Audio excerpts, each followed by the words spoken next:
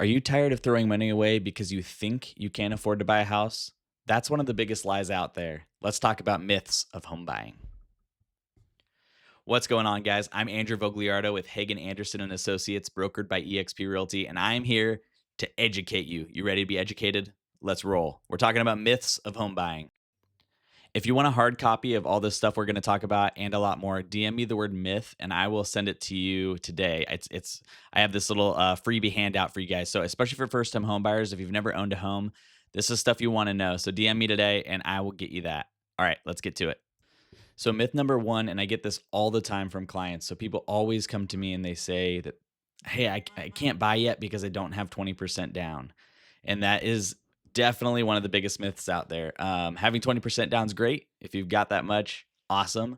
Um, but you definitely don't need it. And I would argue, at least for my clients, the majority do not put 20% down. So most people don't know, but the minimum's 5% for a conventional loan. And if you're a first time home buyer, you can get as low as 3%, which is just crazy. So, right, 3%. And now a lot of people are like, oh, maybe that I don't need to have as much down as I thought. So, um, definitely something I get the most. That's probably the question I get asked the most is, do I still need 20% down because my parent told me that I can't buy a house until I have 20% down? Definitely a myth. Stamp it with a myth. You don't need that. Myth number two, I'm going to wait till houses get cheaper. That doesn't happen.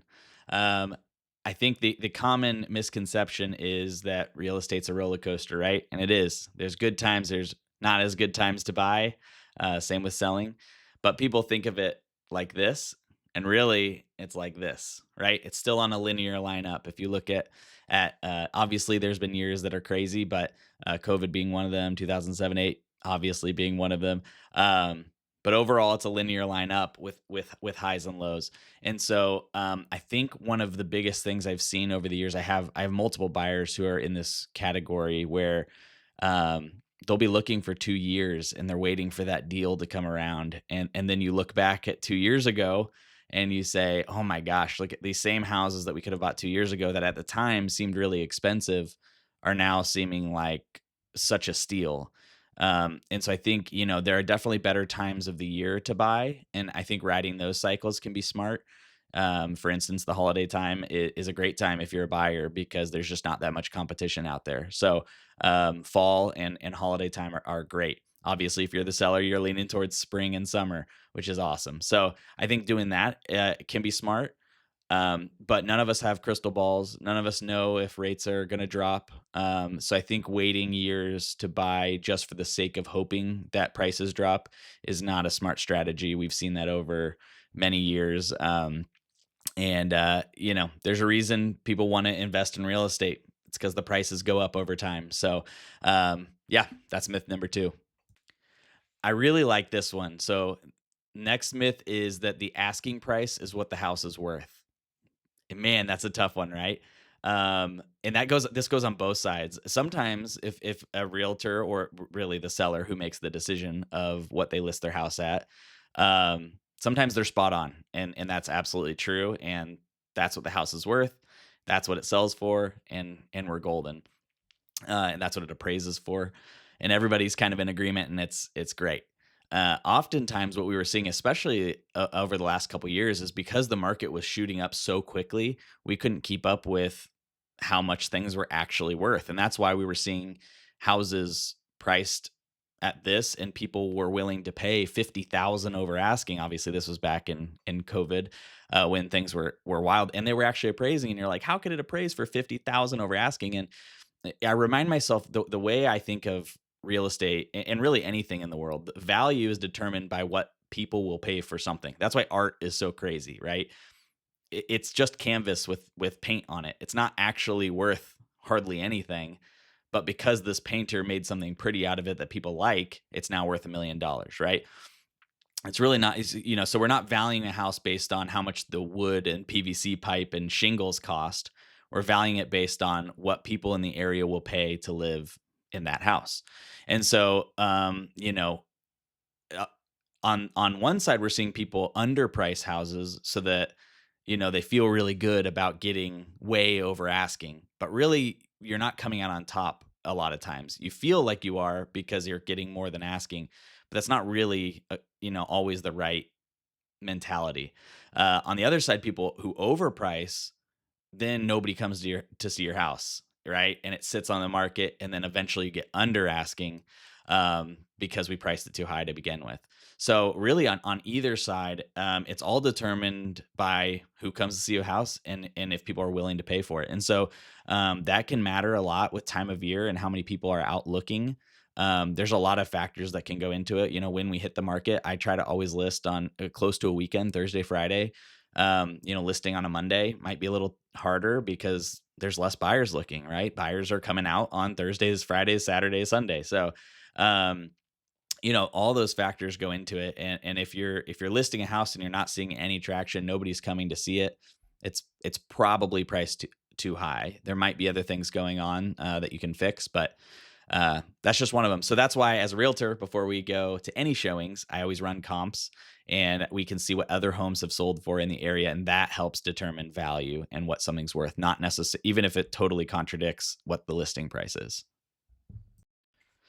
This next one's not really a myth, but just something I guess I talk to a lot of people about. And that's that they don't feel like they should buy a house unless they're willing to stay in it for 15, 30 years.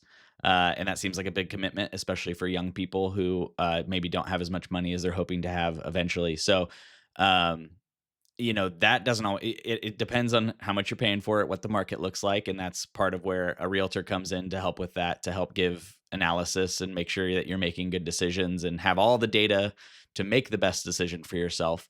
Um, but I have a lot of clients, and I actually did this myself, where I bought my first house with the intention of only being there 4 or 5 years, and that's exactly what I did. We were there for 4 years, and you cash out, you sell it, and it's so much easier than to buy your second, third, fourth house, because you're using the proceeds from that first house. The first house is always the hardest because you're going straight into savings, so it's definitely the hardest to do.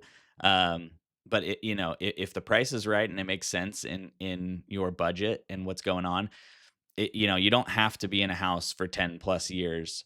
Obviously, you're going to see more return the more years you're in it, but it definitely can make sense, especially with first time home buyers, to just get in a house that, maybe it's only 90% of what you want in a home. Maybe it's not the perfect dream home, which is pretty tough to do on your very first home.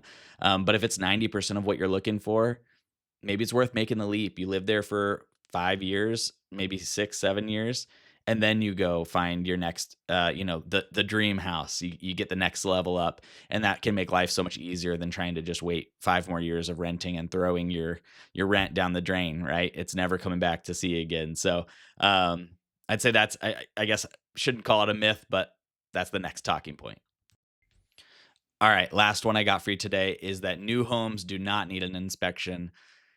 And while sometimes this might be true, there are lots of builders who do a great job, and you might do an inspection and it finds nothing, and you feel like you just wasted 700, 800 bucks on checking a new build that you kind of knew was fine in the first place. To me, that's worth just peace of mind if that does happen. But I have had it where we have found multiple issues. Typically it's nothing huge, although if there is anything huge, you want to find out about it before you own the house, right? Um, but like things like the last one I did, we found a bunch of construction debris in the sewer line. And we're talking like gravel and stuff like that. So that wasn't anything obviously done on purpose from, the crew that built the house, but it was in there, and nobody would have known because it probably would have stayed fine for a year or even more without any problems. But over time, gravel in a sewer line is going to lead to backups, going to lead to other issues, and the seller's going to pay for that, or the buyer, I'm sorry, is going to pay for that at some point. And so finding that out up front and getting the builder to pay to have the sewer line cleaned out before we closed on the house was a huge win, right?